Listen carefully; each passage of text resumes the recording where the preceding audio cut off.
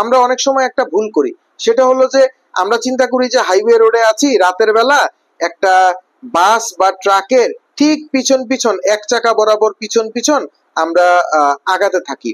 So সেক্ষেত্রে একটা problem হয় কি, যে বাসের যে বা ট্রাকের যে চাক্কাগুলো থাকে সেগুলো কিন্তু পিছনে ম্যাক্সিমাম টাইমে জোড়া চাক্কা থাকে, অর্থাৎ এক পাশে দুইটা এক পাশে দুইটা, এই জিনিসটা ম্যাক্সিমাম টাইমে থাকে।